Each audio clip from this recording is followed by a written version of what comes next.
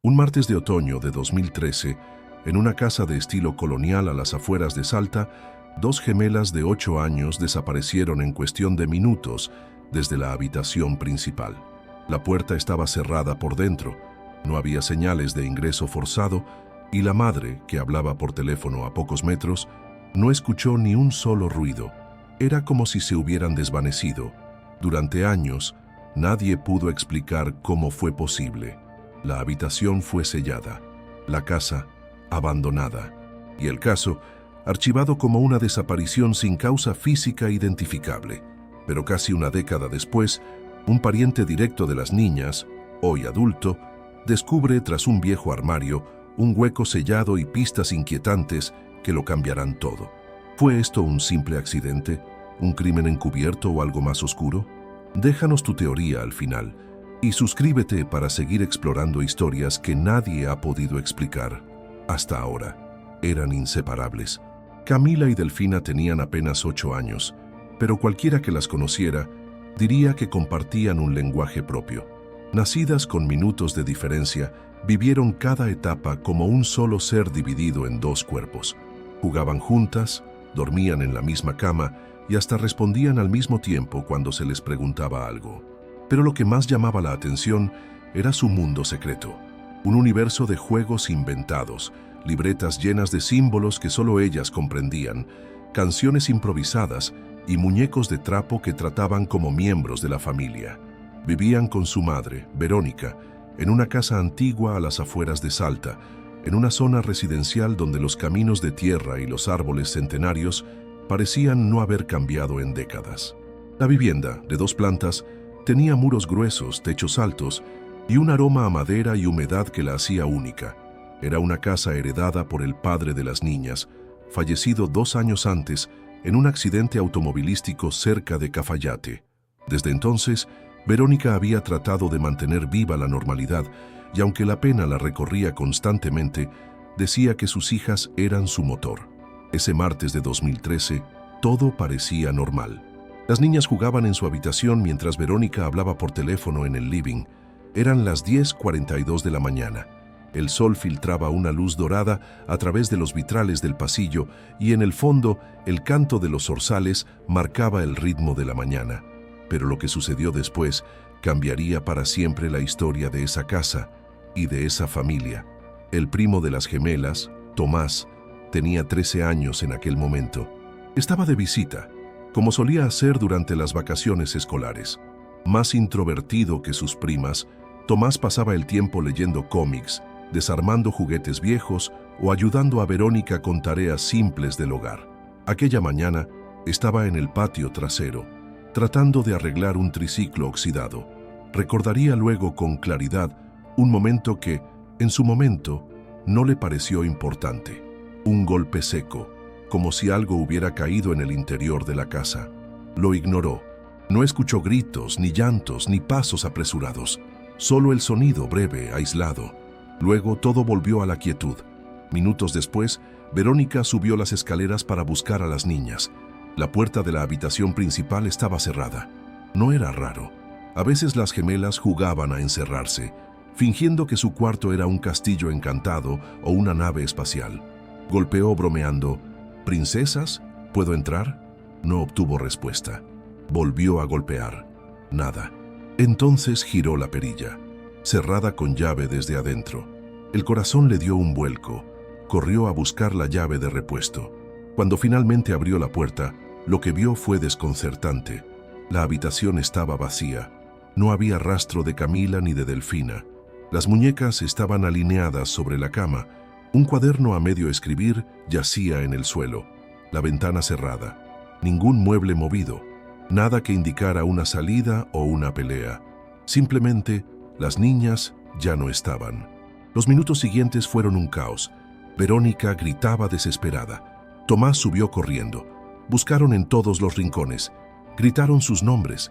Recorrieron la casa, el jardín, la calle. Vecinos se unieron a la búsqueda inmediata.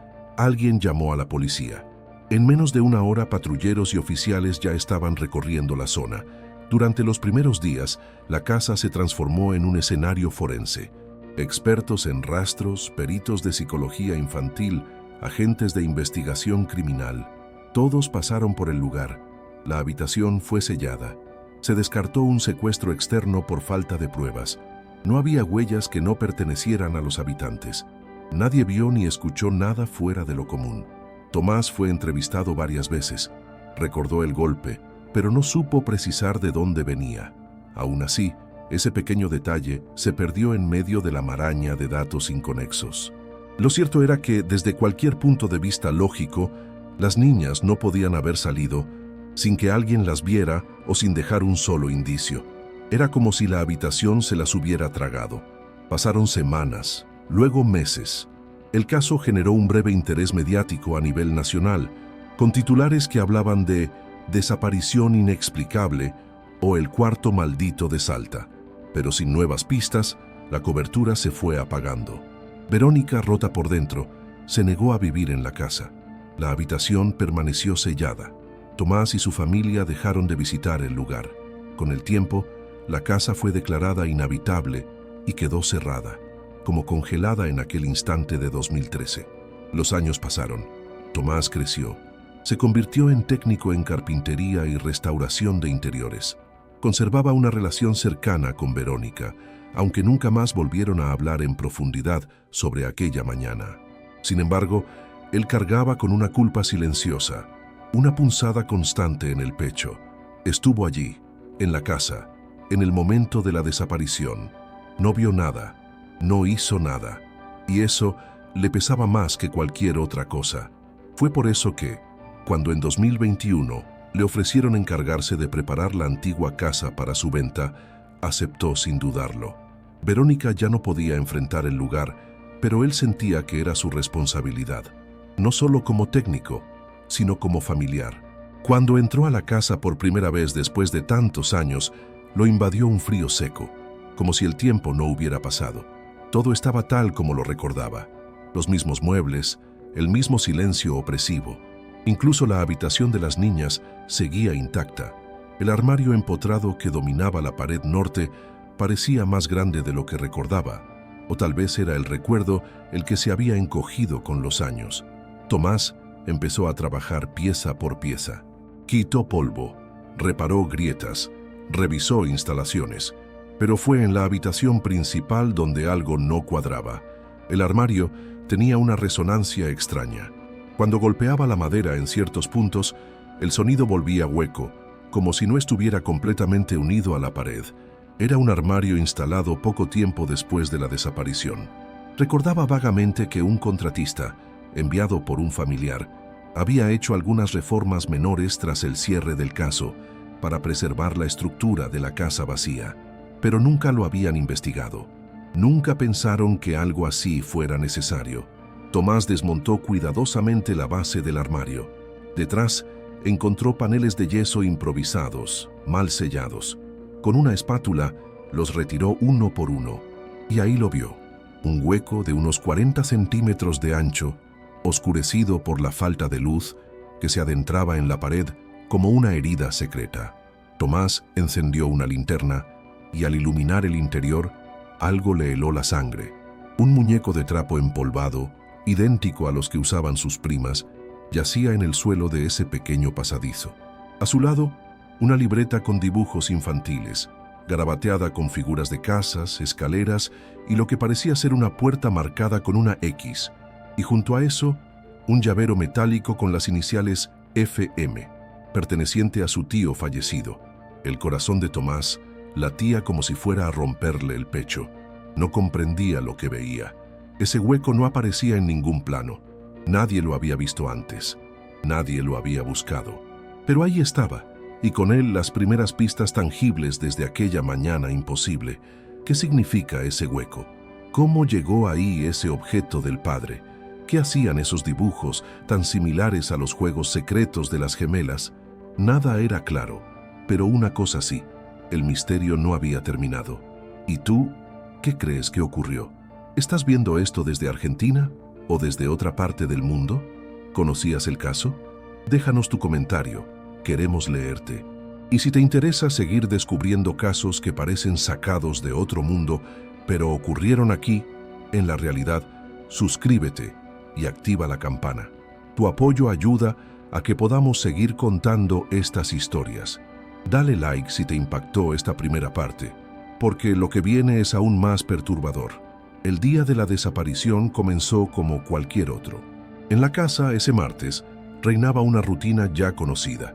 Las niñas solían levantarse temprano, tomar el desayuno viendo dibujos animados en la vieja televisión del comedor y luego correr al cuarto para jugar. Eran vacaciones escolares y desde hacía días, Camila y Delfina estaban obsesionadas con construir lo que llamaban su cueva mágica, una especie de fuerte hecho con sábanas, cojines y muebles estratégicamente ubicados. Lo instalaban justo entre la cama, la cómoda y el gran armario empotrado de la habitación principal. Esa cueva había sido escenario de historias imaginarias, rituales de juego y secretos que solo ellas compartían. Verónica, su madre, recuerda con nitidez cómo esa mañana ambas niñas reían mientras subían con sus peluches en brazos. Les dijo que estaría hablando por teléfono con su hermana desde el living y que no la interrumpieran salvo que fuera algo urgente. Camila contestó con una de sus frases características: «No te preocupes, estamos explorando el mundo invisible». Esa fue la última vez que las vio con vida. La llamada fue larga. Según los registros, comenzó a las 10:11 a.m. y terminó a las 10:51. En ningún momento se escucharon gritos, golpes insistentes o el típico ruido de niños corriendo por la casa. Al contrario, fue una mañana de extraña calma. A las 10:53, Verónica subió con la intención de darles jugo. Encontró la puerta del cuarto cerrada. Lo que en otra circunstancia podría haber parecido un simple juego, comenzó a volverse inquietante cuando no obtuvo respuesta. Golpeó más fuerte. Nada. Escuchó con atención. Silencio absoluto. El tipo de silencio que, como madre, reconoció como antinatural. Corrió al pequeño armario del pasillo donde guardaba llaves duplicadas. Abrió la puerta. La habitación estaba intacta, pero vacía. Las camas sin deshacer, como si acabaran de levantarse. Las muñecas alineadas sobre la repisa, las cortinas corridas, la lámpara encendida. En el suelo, cerca de la alfombra, una hoja suelta de la libreta escolar de Camila mostraba un dibujo a lápiz, una casa con una puerta oculta detrás de un mueble y dos figuras pequeñas atravesándola, tomadas de la mano. Verónica gritó con desesperación. Buscó debajo de la cama, dentro del armario, en el baño contiguo. Nada. Corrió escaleras abajo, abrió la puerta del jardín, revisó el quincho, los canteros. Nada. Gritó por ellas. A los pocos minutos, Tomás apareció desde el fondo de la casa, desconcertado. «¿Dónde están las nenas?», le preguntó ella. Él no supo qué decir. No las había visto desde temprano. La primera hipótesis fue que, de algún modo, se habían escapado por la ventana, pero esta estaba cerrada desde adentro y protegida por una reja fija, sin signos de manipulación. La segunda posibilidad era más alarmante. ¿Alguien había entrado en la casa y se las había llevado? Pero no había señales de forzamiento y la puerta principal había estado cerrada con llave. El perro de la familia, un mestizo perezoso que dormía en el patio, no había ladrado en todo el día. Verónica llamó a la policía a las 11:06. Los primeros oficiales llegaron 15 minutos después. Lo que encontraron los dejó desconcertados. La escena carecía de cualquier indicio de crimen convencional. No había marcas de lucha, no faltaban objetos valiosos y no había testimonios de personas extrañas rondando la zona. Tampoco cámaras de seguridad en esa cuadra. Nadie vio nada. Nadie oyó nada. Durante las primeras 48 horas, la hipótesis de una desaparición voluntaria o accidente fue descartada. Camila y Delfina eran niñas vivaces, pero no rebeldes. No conocían la zona más allá del jardín delantero y nunca habían mostrado intención de huir, ni siquiera jugando. Además, ¿cómo escaparían sin ser vistas desde una habitación cerrada desde adentro? La policía científica inspeccionó cada rincón del cuarto. Usaron cámaras térmicas, sensores de movimiento, perros rastreadores. Revisaron cañerías, sótanos, altillos, todo lo que podría esconder un pasadizo, una entrada secreta, una vía de escape. Nada, ningún indicio de que algo físico hubiese ocurrido allí. La única huella nueva encontrada fue un leve desgaste en el zócalo del armario empotrado, pero en su momento se le restó importancia. Fue atribuido al uso común. La desesperación de Verónica creció al mismo ritmo que la incredulidad de los investigadores. Se instaló en la comisaría. Suplicó que trajeran expertos de otras provincias. Pagó de su bolsillo a un equipo de parapsicólogos ante el silencio absoluto de la lógica. Los medios nacionales empezaron a cubrir el caso. Se hablaba del misterio de las gemelas de Salta, del cuarto imposible. Programas de televisión especularon desde teorías paranormales hasta cultos rurales. Algunos hablaron incluso de portales dimensionales, basándose en el contenido críptico de las libretas que las niñas solían escribir.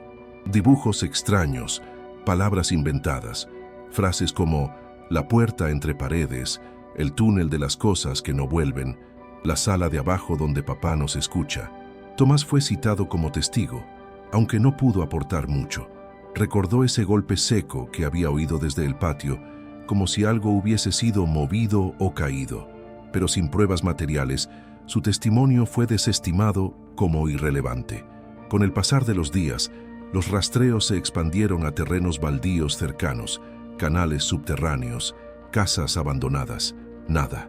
Un mes después, la investigación comenzó a enfriarse. La falta de pistas convirtió el caso en un rompecabezas sin piezas. La justicia optó por archivar el expediente como desaparición de personas sin evidencia de delito. Verónica cayó en una depresión severa. Dejó de trabajar, dejó de hablar con vecinos. Solo repetía una y otra vez: algo se las llevó, algo que estaba dentro, pero nadie quiere verlo. La casa fue cerrada. Sellaron la habitación. Nadie volvió a entrar en ella hasta que, años después, Tomás lo hizo. La segunda etapa de este relato, la que ocurrió años después, reveló detalles que, al ser reexaminados, cobraban nuevos significados. El dibujo de Camila con la puerta oculta, el comentario de que exploraban el mundo invisible, las frases en la libreta sobre túneles, salas escondidas, papá escuchando desde abajo. Todo parecía parte del juego infantil, hasta que dejó de serlo. El hueco detrás del armario, que Tomás descubrió, no figuraba en los planos originales. Era un espacio estrecho, como un corredor a medio construir.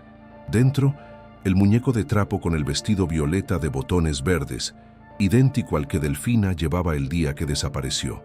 La libreta, con símbolos similares a los que ya habían visto antes, pero ahora manchados, desordenados, garabatos hechos con prisa, y el llavero del padre, un objeto que solo debía estar en la caja de recuerdos del altillo. Nadie sabía cómo había llegado ahí.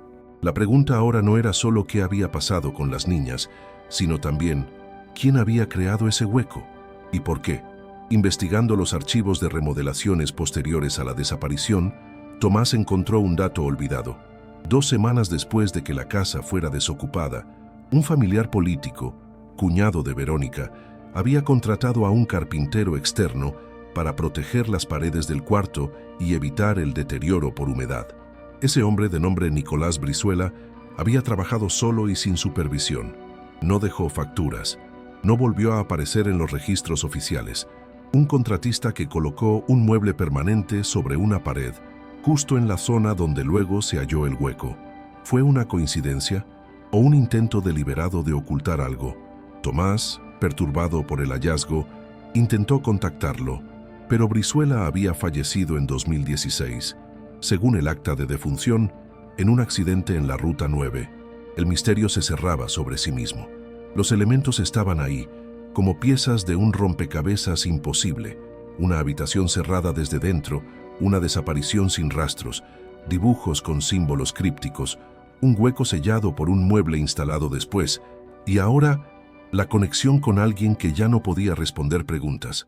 Pero faltaba una pieza más, porque lo que Tomás encontraría después, tras seguir explorando el interior de ese hueco, abriría un nuevo capítulo aún más inquietante. ¿Y tú, que estás viendo este video, crees que fue un crimen cuidadosamente encubierto? ¿Un fenómeno que no podemos explicar? ¿O una verdad que sigue oculta justo detrás de nuestras paredes? Déjanos tu teoría en los comentarios. Cada hipótesis es una pista. Dale me gusta si crees que este caso merece justicia. Y si aún no te suscribiste, hazlo ahora para que sigamos descubriendo juntos estos misterios que no deberían haber ocurrido, pero ocurrieron. Activa la campanita, porque lo que Tomás está a punto de descubrir cambiará todo lo que creemos saber sobre esta desaparición. La tercera jornada tras la desaparición de Camila y Delfina fue el inicio de una búsqueda desesperada y, con el tiempo, de una serie de errores que harían del caso uno de los más desconcertantes de la historia reciente en Argentina. A las 72 horas del incidente, la vivienda había sido acordonada completamente y agentes de distintas divisiones trabajaban en paralelo: criminalística, psicología forense, rastreo con perros y especialistas en análisis de estructuras. Desde el primer momento, el caso llamó la atención por la ausencia de huellas. No solo no había señales de entrada o salida, sino que tampoco se encontraron rastros recientes de nadie que no viviera allí. Era como si el tiempo se hubiese detenido al cruzar el umbral de la habitación. Los objetos estaban en su sitio, las sábanas aún tibias, y sin embargo, el corazón mismo de la casa latía con una ausencia imposible de explicar. Los perros rastreadores marcaron actividad solo en la habitación y el pasillo. Luego se detenían. Algunos se sentaban frente al armario, sin ladrar, simplemente quietos. El dato fue anotado, pero pronto desestimado por los jefes de búsqueda, quienes consideraron que era una reacción sin valor táctico. Ningún perro halló un rastro que condujera a una posible salida. La búsqueda se amplió al vecindario. Vecinos fueron entrevistados varias veces. Nadie vio a las niñas ese día más allá de la madre y Tomás. Se verificaron cámaras de seguridad de las pocas casas que las tenían.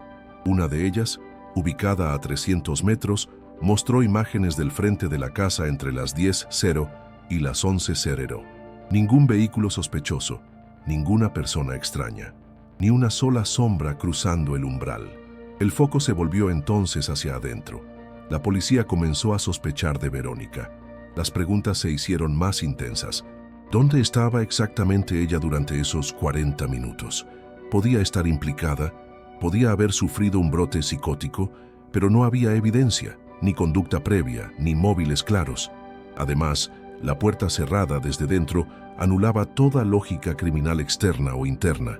Se convirtió en un callejón sin salida. Durante la cuarta semana de búsqueda, se recurrió a un recurso poco habitual. Especialistas en arquitectura antigua de casas coloniales fueron convocados para analizar si existía la posibilidad de espacios ocultos, subsuelos no registrados o trampillas históricas. Nada. El diseño era convencional, o al menos eso parecía entonces. La comunidad se dividió entre quienes apoyaban a Verónica y quienes comenzaban a susurrar versiones extrañas. Algunos decían que las niñas eran raras, que hablaban solas en idiomas inventados, que una vez las vieron en el parque hablando a una pared, que una de ellas decía tener un amigo dentro de los muros. Historias de niños inventando mundos paralelos son comunes, pero en este caso comenzaron a pesar con fuerza. Un canal local de televisión invitó a una médium. Fue a la casa. Afirmó sentir una energía como si hubiera sido sellada con miedo. Dijo que las niñas no se habían ido lejos, pero ya no estaban aquí. Estas declaraciones dividieron aún más a la opinión pública. La policía, ante la presión, pidió cerrar el caso ante la falta de pruebas. Fue archivado bajo la etiqueta de desaparición sin elementos de delito comprobable. Verónica nunca lo aceptó. La madre dejó la casa, pero no abandonó la búsqueda. Pegó carteles, fue a programas de televisión, creó un blog donde publicaba recuerdos de sus hijas y cada tanto recibía mensajes anónimos que decían cosas como «buscás en el lugar equivocado» o «lo que pasó ya había pasado antes». Uno de esos mensajes llegó un año después. Era una carta sin remitente, escrita con tinta azul, en una hoja amarilla. Camila y Delfina entraron en un lugar que no estaba ahí. Hay pasajes en esa casa que no están en los planos. Pero alguien sí los conoce. No busques con la policía, busca en lo que falta. La carta fue entregada a la policía, pero no hubo seguimiento. Psicóticos, bromistas o personas que quieren fama, fue la conclusión del perito. Otro callejón sin salida. En 2015, 2 años después, un dato inusual surgió. Un joven que trabajaba en mantenimiento de inmuebles antiguos comentó en una entrevista radial que durante una reparación cerca de la zona fue contratado para reforzar la estructura de una casa vieja con armarios de madera que parecían esconder algo. Nunca dio el nombre de la casa. La entrevista se perdió. El audio fue retirado de la web. Cuando Tomás la escuchó años después, ya no pudo contactar al testigo. En 2016, un nuevo intento fue realizado por una organización de búsqueda de menores desaparecidos. Revisaron el expediente, constataron errores. No se tomaron moldes de yeso de las paredes, no se revisó con escáner de infrarrojo la estructura completa del piso y los planos originales de 1953 estaban incompletos. Faltaba una sección, un dibujo a mano alzada de un pequeño pasillo en la parte norte del primer piso. En los planos digitales de 1998, ese pasaje ya no aparecía. Cuando Tomás leyó esto, años más tarde, se dio cuenta de que ese pasillo coincidía, casi con precisión, con la zona donde halló el hueco tras el armario. La investigación falló en los detalles, falló en preguntar por qué el armario era tan nuevo en una casa tan vieja. Falló en entender que a veces los niños no inventan, sino que ven cosas que los adultos no pueden comprender. Tomás volvió a reconstruir el día, paso por paso. Recordó un instante mínimo. Mientras él estaba en el patio, arreglando el triciclo, sintió que algo crujía dentro de la casa. No un ruido fuerte, no una voz, solo un crujido profundo, algo que en el momento no pareció importante, pero que ahora, con el hueco a la vista, cobraba un nuevo significado. ¿Qué si ese crujido fue el sonido de un panel deslizándose? ¿Qué si no fue una desaparición al estilo de un secuestro, sino una entrada? ¿Qué si alguien había estado allí todo el tiempo, dentro, esperando? Y sobre todo, ¿quién más sabía de ese hueco? ¿Y por qué no dijo nada? En 2022, Tomás presentó una nueva denuncia formal con todo lo que había hallado. Por primera vez en casi una década, la Fiscalía reabrió el caso. Se realizó una nueva inspección en la casa, esta vez con escáneres de alta precisión. Lo que descubrieron fue escalofriante. Detrás del hueco había una entrada estrecha que no conducía a una pared, sino a un espacio entre estructuras, una especie de corredor de servicio nunca registrado, que descendía hacia una zona de subsuelo. Lo más perturbador, ese espacio no existía en los planos actuales, ni en los de 1953. Era como si hubiese sido creado en algún momento intermedio, y luego borrado del registro. El pasillo tenía polvo acumulado, pero huellas recientes. No se supo de quién. En el extremo final se encontró una escotilla cerrada con una cadena. Al abrirla, no se halló más que un pequeño cuarto sin luz, con paredes de piedra y una humedad tan intensa que la linterna se empañaba al instante. El lugar tenía marcas en la pared, líneas trazadas como en una cuenta regresiva. 1, 2, 3, hasta 9. Y una marca final, un nombre, Camila. Los peritos no pudieron determinar la antigüedad exacta de las marcas, tampoco si habían sido hechas por las niñas, pero algo había ahí, un eco, una señal y una presencia que aún parecía habitar entre los muros de esa casa. Tomás no volvió a dormir desde ese día. Verónica fue informada del hallazgo. Se descompensó. No quiso ver el lugar. Dijo que prefería recordarlas como estaban, riendo, jugando, inventando palabras, pero la verdad había salido a flote y no podía ocultarse más. ¿Y tú, que estás viendo este video ahora, crees que las niñas estuvieron siempre allí, tras la pared? ¿Es posible que alguien de adentro haya sabido y callado? ¿O hay algo más, algo que no comprendemos del todo, detrás de esta desaparición? Déjanos tu opinión en los comentarios. Tu voz importa más de lo que crees. Y si llegaste hasta aquí, dale me gusta para que más personas puedan conocer esta historia. Suscríbete si querés seguir descubriendo estos casos que nos obligan a mirar más allá de lo evidente, porque aún queda una parte más y lo que viene es lo más desconcertante de todo. Durante la nueva inspección a la casa, mientras las autoridades realizaban pruebas en la zona entre muros, un objeto pasó desapercibido al principio. Fue encontrado por un miembro del equipo de filmación de un documental que cubría el caso. Una pequeña caja metálica oxidada, oculta entre los ladrillos de una cavidad lateral, apenas a unos metros del hueco donde había estado el armario. Dentro, envuelto en una tela infantil desgastada, había un papel doblado en 8 partes. Una carta, escrita con lápiz, letra infantil. No tenía fecha, ni firma, pero estaba dirigida a alguien, para Tommy. Decía: nos vamos a esconder. Pero no es un juego. Si vos lees esto es porque no pudimos salir. La puerta se cerró y no responde. No digas nada. Escuchamos pasos atrás de la pared. Creemos que papá está ahí, pero no habla. Hay alguien más. No sabemos si es bueno o malo. Camila dice que sí. Yo digo que no. Si volvés algún día, no abras desde el lado de la luz. Las cosas son distintas adentro. Y el tiempo también. Los forenses confirmaron que el papel era de la época. La caligrafía fue cotejada con los cuadernos escolares de Delfina. Coincidía. La carta desató una tormenta mediática. Si era auténtica, entonces las niñas habían estado conscientes dentro de ese espacio. Si había alguien más, ¿quién era? ¿Un adulto? ¿Una figura imaginaria? ¿El padre muerto, como insinuaban? ¿O simplemente una construcción mental fruto del miedo y la reclusión? Pero faltaba una pieza más. Durante las últimas jornadas de exploración, un camarógrafo dejó su cámara fija grabando mientras capturaban imágenes de apoyo. Cuando regresaron por el equipo, hallaron algo inesperado. Encima de la cama de la habitación, donde no había nadie, había sido colocada una nueva carta, una hoja blanca, escrita con marcador negro grueso.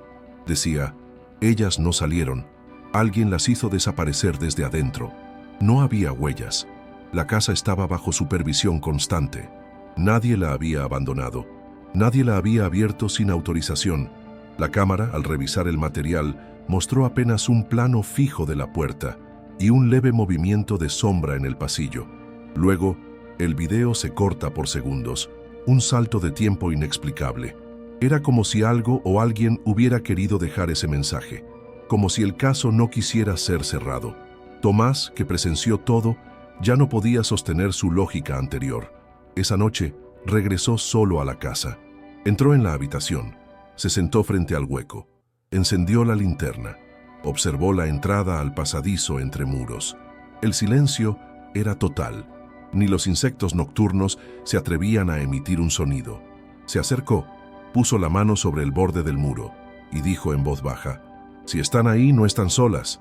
Cerró los ojos y durante un instante, aunque nadie pudo verificarlo, juró escuchar una risa baja, una risa de niña, lejana, confundida entre ecos y piedra. Desde ese día, Tomás ya no volvió a hablar con los medios. Conservó las cartas, donó los juguetes encontrados y solicitó que la casa no fuera vendida ni demolida. Pidió que se mantuviera como estaba, no por nostalgia, sino por respeto. Las teorías sobre lo que ocurrió son muchas, y ninguna termina de explicarlo todo. Algunos aseguran que fue un crimen perfectamente planificado, que alguien del entorno, quizás incluso el carpintero fallecido, construyó el pasaje para mantener a las niñas ocultas, pero nunca hubo rastros biológicos, ni marcas de violencia, ni huellas de terceros, tampoco testigos, ni móviles. Otros sugieren que fue una decisión voluntaria, que las niñas encontraron un escondite, un refugio que se transformó en prisión, que la fantasía se volvió real. Pero entonces, ¿quién selló el hueco? ¿Y cómo sobrevivieron dentro sin dejar rastros? También están quienes hablan de fenómenos inexplicables, dimensiones ocultas, espacios entre mundos, que hay lugares donde el tiempo se distorsiona, donde lo físico se pliega, donde la lógica se descompone, donde un armario puede ser más que un mueble, una entrada, una trampa, un umbral. La carta de Delfina menciona a su padre. Creemos que papá está ahí. ¿Un delirio infantil? ¿O una forma simbólica de interpretar algo que no podían comprender?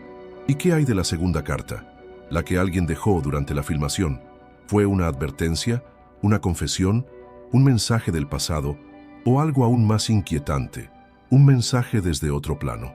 Nadie lo sabe. Lo que sí sabemos es que Camila y Delfina existieron. Jugaron, rieron, escribieron libretas llenas de mundos propios, desaparecieron sin dejar rastro, y dejaron atrás una casa llena de huecos, silencios y un dolor que no cesa. Tomás vive hoy en otra provincia, trabaja con madera. Dice que lo hace porque la madera guarda secretos. Nunca más volvió a Salta, pero cada tanto escribe. Publica textos sobre estructuras imposibles, puertas escondidas y sobre cómo a veces lo más visible es lo que menos vemos. La historia de las gemelas no termina, porque hay algo en ella que sigue vivo, que nos obliga a mirar con otros ojos, que nos recuerda que incluso en los hogares más tranquilos pueden esconderse los misterios más profundos.